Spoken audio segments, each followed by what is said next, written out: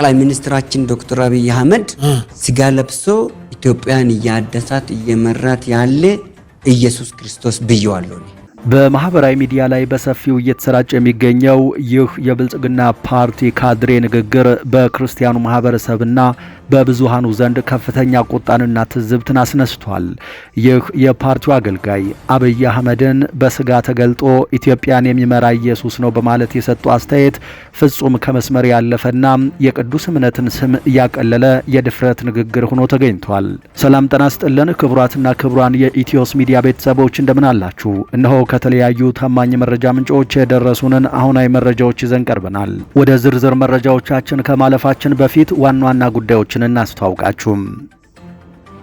በአማራ ምድር በአገዛዙ ጦርና በፋኖ ኃይሎች መካከል የሚደረገው የፊት ለፊትና የጨበጣ ውጊያ ዛሬም ተጠናክሮ ቀጥሏል። በወሎ ግንባር የፋኖ ኃይሎች ከመድፍና ፔምፔ ጋር ጉሮሮ ለጉሮሮ በመተናነቅ ታላቅ ጀብድን መፈጸማቸውን ይፋ አድርገዋል። ከፍላቂት ተነስቶ ደጋሸና ሲግተለተል በነበረው የአገዛዙ ጦር ላይ የፋኖ 22ኛ ክፍለ ጦር መብረቃዊ ጥቃት ፈጽሟል።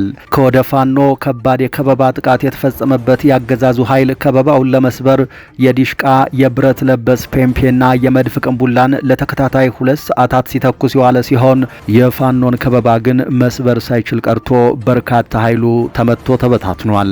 ይህ በእንዲህ እንዳለ በወሎ ቤት አማራ ምኒልክ ዕዝ 303ኛ ኮር 19ኛ ክፍለ ጦር በሰሜን ወሎ አስተዳደር ዞን ቡግና ወረዳ መቀመጫ ከሆነችው አይና ኢየሱስ ከተማ መሽጎ የሚገኘውን ያገዛዙን ሰራዊትና ሚሊሻም የተጠና ጥቃት ከፍቶበታል።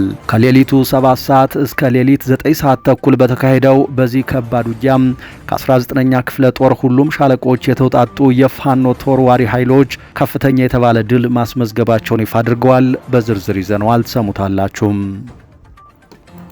ህወሓት በወልቃይትና ራያ ሲጠበቅ በሌላ አቅጣጫ መምጣቱ ተነገረም። ህወሓት የትኩረት አቅጣጫውን በመቀየር በቤንሻንጉል ጉሙዝ አዲስ ውጊያ ለመክፈት እየተንቀሳቀሰ መሆኑ ተነግሯል። የ4 ኪሎ አገዛዝ ህወሓት በወልቃይት ግንባር ጥቃት ይሰነዝራል ብሎ ሲጠብቅ የነበረ ቢሆንም ቲዲኤፍ ግን የትኩረት አቅጣጫውን በመቀየር በቤንሻንጉል ጉሙዝ ክልል አዲስ ውጊያ ለመክፈት ወታደራዊ እንቅስቃሴ ጀምሯል። በዝርዝር መረጃውን ይዘናል። በጎጃም ዳንግላ የመስጂድ ኢማም መገደላቸውን ተከትሎ ህዝበ ሙስሊሙ በከፍተኛ ቁጣ መውጣቱ ተነገረም። በአማራ ክልል ጎጃም ዳንግላ ከተማ ቀበሌ 02 የሚገኘው የኹጥባ መስጂድ ኢማም ሼክ ሶፊያን መሐመድ ትናንት ምሽት የኢሻ ሰላት አሰግደው ወደ ቤታቸው በመመለስ ላይ ሳሉም በተተኮሰባቸው ጥይት ህይወታቸው ማለፉ ተነግሯል። ይህንን ተከትሎም በዳንግላ ከፍተኛ ቁጣ ተቀስቅሷል ተብሏል። በዝርዝር ተሰሙታላችሁ። ከትግራይ ተንቤን አሳዛኝ ዜና ደርሶናል። በትግራይ ክልል ተንቤን አብያዲ በሚገኝ የወርቅ ፍለጋ ስፍራ ላይ በተከሰተ የመሬት መደርመስ አደጋ 2 ወጣቶች ህይወታቸው ማጣታቸው ተሰምቷል። የሟቾቹን አስከሬን ለማውጣት የመሬት መደርመሱ ከባድ በመሆኑና ቦታው ለተሽከርካሪዎች አመቺ ባለመሆኑ የቁፋሮ ስራውን አስቸጋሪ ያደርጎታል። ከቦታው የደረሰንን መረጃም በዚህ ሰዓት ይዘናል፣ የምትሰሙት ይሆናል።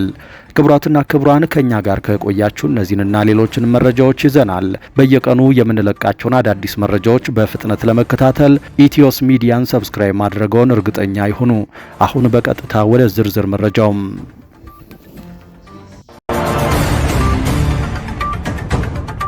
በአማራ ምድር ባገዛዙ ጦርና በፋኖ ኃይሎች መካከል የሚደረገው የፊት ለፊትና የጨበጣ ውጊያ ዛሬም ተጠናክሮ ቀጥሏል።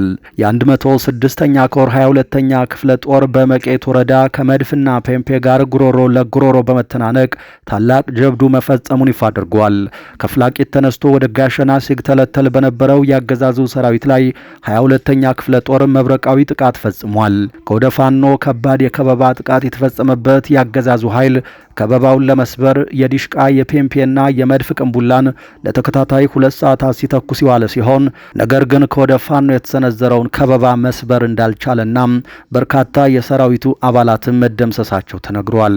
መቄት ቁራበሳ በተባለ ቦታ ላይ ያገዛዙ ሰራዊት በ22ኛ ክፍለ ጦር የፋኖ ኃይሎች የፊት ለፊትና የጨበጣ ውጊያ ገጥሞታል።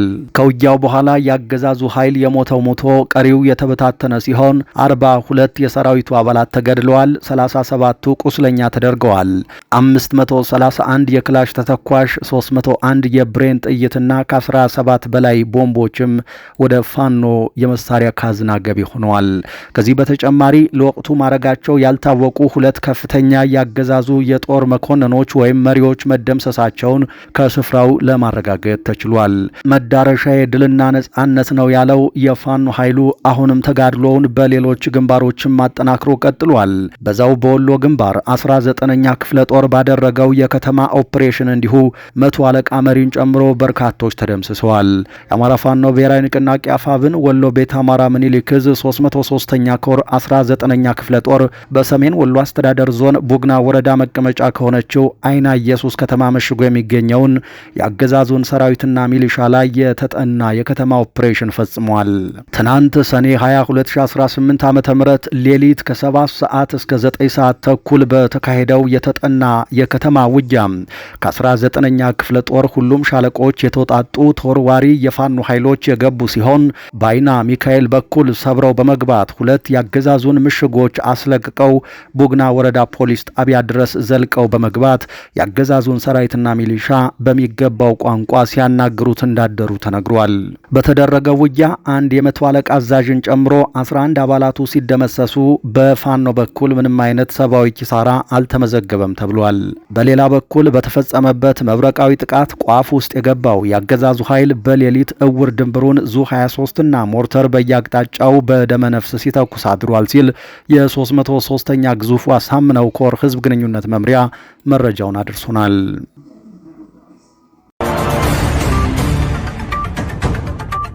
በማህበራዊ ሚዲያ ላይ በሰፊው እየተሰራጨ የሚገኘው የአንድ የብልጽግና ፓርቲ ካድሬ ንግግር በክርስቲያኑ ማህበረሰብና በብዙሃኑ ዘንድ ከፍተኛ ቁጣንና ትዝብትን አስነስቷል። ይህ የፓርቲው አገልጋይ ጠቅላይ ሚኒስትር አብይ አህመድን በስጋ ተገልጦ ኢትዮጵያን የሚመራ ኢየሱስ ነው በማለት የሰጠው አስተያየት ፍጹም ከመስመር ያለፈና የቅዱስ እምነትን ስም ያቀለለ የድፍረት ንግግር ሆኖ ተገኝቷል።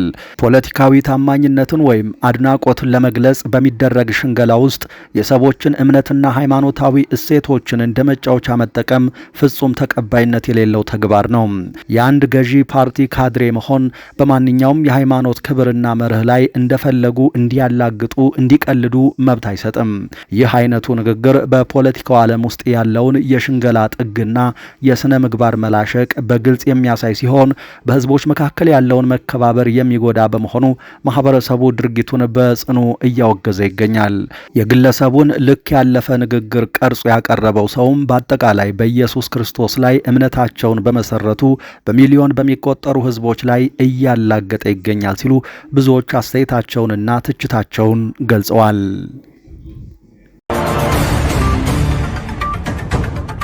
ህወሓት በራያና ወልቃይት ይመጣል ሲባል አቅጣጫውን ቀይሯል። ህወሓት የትኩረት አቅጣጫውን በመቀየር በቤንሻንጉል ጉሙዝ ክልል አዲስ ውጊያ ለመክፈት እየተንቀሳቀሰ መሆኑ ተገልጿል። ህወሓት በወልቃይት ግንባር ጥቃት ይሰነዝራል ተብሎ ሲጠበቅ የነበረ ቢሆንም የትኩረት አቅጣጫውን በመቀየር በቤንሻንጉል ጉሙዝ ክልል አዲስ ውጊያ ለመክፈት ወታደራዊ እንቅስቃሴ መጀመሩ ተነግሯል። በወጣው መረጃ መሰረት ህወሓት በኤርትራ አዋሳኝ ድንበሮች አካባቢ የነበሩ ምሽጎቹን በመተው ኃይሉን ያንቀሳቀሰ ሲሆን ከሱዳን በመነሳት በቤንሻንጉል ጉሙዝ ብሉ ናይል በኩል አዲስ ውጊያ ለመክፈት እቅድ ይዟል ተብሏል። ለዚህ አዲስ ወታደራዊ እንቅስቃሴውም ከሱዳኑ ጦር መሪ አልቡርሃን ጋር በጥምረት እየሰራ ሲሆን የጦር መሳሪያን ጨምሮ የተለያዩ ወታደራዊ ድጋፎችን እያገኘ መሆኑ ተዘግቧል። ከዚህ ጋር ተያይዞ ከፍተኛ ስጋት ያደረበት የ4 ኪሎ አገዛዝ ደግሞ የሱዳኑን ታጣቂ ኃይል አርኤስኤፍን በቤንሻንጉል ጉሙዝ ክልል እያሰለጠነና ድጋፍ እያደረገለት እንደነበር ሲጋለጥ መቆየቱ ይታወሳል።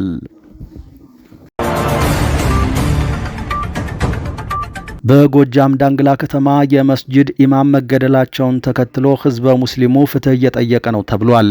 በአማራ ክልል ጎጃም ዳንግላ ከተማ ቀበሌ 02 የሚገኘው የኹጥባ መስጂድ ኢማም ሼክ ሶፊያን ሙሐመድ ትናንት ምሽት የኢሻ ሰላት አሰግደው ወደ ቤታቸው በመመለስ ላይ ሳሉ በተተኮሰባቸው ጥይት ህይወታቸው ማለፉ ተሰምቷል። የ4 ልጆች አባት የነበሩት የሼክ ሶፊያን ህልፈት በአካባቢው ማህበረሰብ ዘንድ ከፍተኛ ድንጋጤና ቁጣን ቀስቅሷል። የእምነት አባቶች ላይ የሚደርሰው ተደጋጋሚ ጥቃት አሳሳቢነቱም እንደቀጠለ ነው። ድርጊቱን ተከትሎ ህዝበ ሙስሊሙ አደባባይ በመውጣት ግድያውን በጽኑ የተቃወመ ሲሆን ለተፈጸመው የወንጀል ድርጊት በአስቸኳይ ፍትህ እንዲሰጥ ጠይቋል።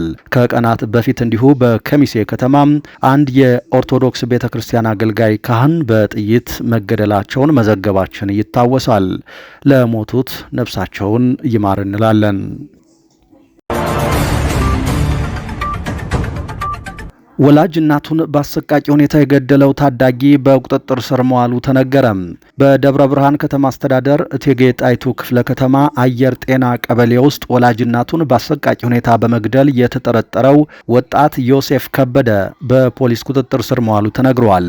የክፍለ ከተማው ፖሊስ ከማህበረሰቡ በደረሰኝ ጥቆማ መሰረት ሰኔ 19 2018 ዓ.ም ሟች ወይዘሮ ፍሬህይወት ገብረ ሚካኤል ተከራይታ ትኖርበት የነበረውን የተቆለፈ በር ሰብሬ በመግባት ባደረኩት ፍተሻ ሟች አንገቷ በቢላ ተቆርጦና ለብቻው በማዳበሪያ ተቋጥሮ አግኝቻለሁ ሲል አስታውቋል።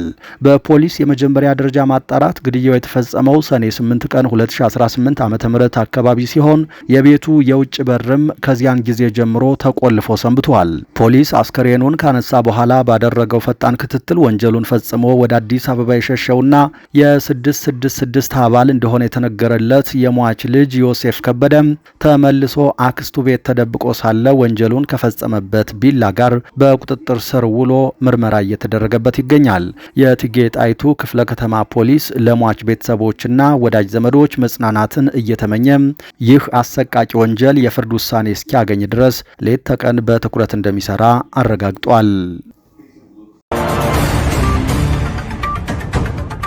በትግራይ ክልል በተንቤን አብያዲ በሚገኘው የወርቅ ፍለጋ ስፍራ በተከሰተ የመሬት መደርመስ አደጋ 2 ወጣቶች ሕይወታቸው ማለፉ ተሰማ። አደጋው ሰኔ 19 2018 ከሌሊቱ 8 ሰዓት አካባቢ መከሰቱ ተሰምቷል።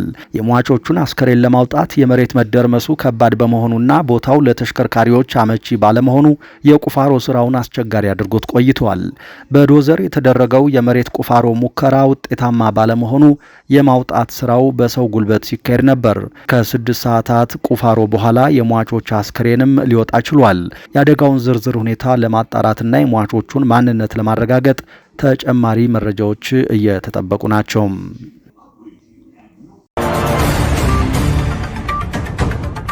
በአዲስ አበባ አያት 49 ኮንዶሚኒየም የጋራ መጠቀሚያ ቦታ ይዞታ ላይ የተነሳ ውዝግብ ወደ ግጭትና እስራት ማምራቱ ተገለጸ። በለሚ ኩራ ክፍለ ከተማ ወረዳ 3 አያት 49 ቁጥር 2 የጋራ መኖሪያ ኮንዶሚኒየም መንደር ውስጥ ለጋራ መጠቀሚያነት በተከለለ ቦታ ላይ የተነሳው የይዞታ ውዝግብ ወደ ግጭትና እስራት ማምራቱ ተሰምተዋል። የአዲስ አበባ ፖሊስ በአካባቢው በሚገኝ የመንግስተ ሰማይ እንደራሴዎች ዓለም አቀፍ ቤተክርስቲያን ላይ ዝርፊያና ውድመት ፈጽመዋል ያላቸውን 21 ተጠርጣሪዎች በቁጥጥር ስር መዋሉን ቢገልጽም የአካባቢው ነዋሪዎች ግን የችግሩ መነሻ የይዞታ ነጠቃ፣ የንግድ ፍላጎትና የሕግ ጥሰት መሆኑን በመጥቀስ የተሰጠውን መግለጫ አስተባብለዋል። የአካባቢው ነዋሪዎች እንደሚያስረዱት ከሆነ አወዛጋቢው መሬት ቀደም ሲል በአካባቢው የነበሩ ገበሬዎች መጥተው ያርሱት የነበረ ቢሆንም ነዋሪዎቹ የኮንዶሚኒየሙ ሕጋዊ ካርታ ውስጥ የተካተተ መሆኑን በማስረዳት በፍርድ ቤት ትዕዛዝ እንዲከበር አድርገውት የነበረ የጋራ ይዞታ ነው። መሬቱ በፕላኑ መሰረት የነዋሪዎቹ መኪና ማቆሚያ፣ የልጆች ኳስ መጫወቻና አረንጓዴ ቦታ ሆኖ ሲያገለግልም የቆየ ነው። ይሁን እንጂ ቦታው የመንግስተ ሰማይ እንደራሴዎች ዓለም አቀፍ ቤተክርስቲያን መሪ ለሆኑት ነቢይ ገቢ ጉተማ ተላልፎ መሰጠቱ አነጋጋሪ ሆኗል። ማህበረሰቡ ጉዳዩን ወደ ፍርድ ቤት ወስዶ ክርክር እያደረገ ባለበትና ቦታው ላይ እንዳይገነባ በፍርድ ቤት ታግዶ እያለ የፓስተሩ ወገኖች እገዳውን በመጣስ በድንገት በቆርቆሮ ማጠር መጀመራቸው በአካባቢው ነዋሪዎች ላይ ከፍተኛ ቁጣን ቀስቅሷል። ይህ የህግ መተላለፍና ድንገተኛ ግንባታ ነው ማህበረሰቡን ወደ መቃወምና የተሰራውን አጥር ወደ ማፍረስ የወሰደው። ነዋሪዎች እንደሚገልጹት ነቢይ ገቢ ጉተማ በአያት 49 40/60 ኮንዶሚኒየም አካባቢ ተመሳሳይ ድርጊት ሲፈጽሙ ይህ የመጀመሪያቸው አይደለም። ቀደም ሲልም በአካባቢው የነበረ ሌላ የልጆች መጫወቻ ቦታን በመንጠቅ ቤተክርስቲያን መገንባታቸውን፣ ከህንፃው ስር ደግሞ ሱቆችን በመስራት ለግል ጥቅማቸው እያከራዩ እንደሚገኙ ነዋሪዎች በምሬ በምሬት ይናገራሉ። አሁን የተያዘውም ሰፊ የጋራ ቦታ ለተመሳሳይ የንግድና የግል ጥቅም ዓላማ የተፈለገ በመሆኑ ማህበረሰቡ መብቱን ለማስከበር እየተገደደ ይገኛል። አጥር መፍረሱን ተከትሎ የጸጥታ ኃይሎች በአካባቢው በመሰማራት በነዋሪዎች ላይ ድብደባና የጅምላ እስራት መፈጸማቸውን የዓይን እማኞች ገልጸዋል። በቁጥጥር ስር የዋሉት ግለሰቦችም በለሚ ኩራ ክፍለ ከተማ ፖሊስ መምሪያ ምርመራ እየተደረገባቸው ይገኛል።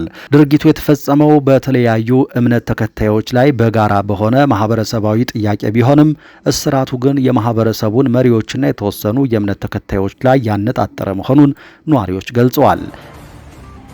ክቡራትና ክቡራን ቤተሰቦቻችን ለዚህ ሰዓት ያዝናቸው አዳዲስ መረጃዎች እነዚህ ነበሩ። ከቆይታ በኋላ ሌሎች መረጃዎችን ይዘን ድጋሚ እንገናኛለን። እስከዛው በያላችሁበት የዓለም ክፍል ሰላም ጊዜ ተመኘን።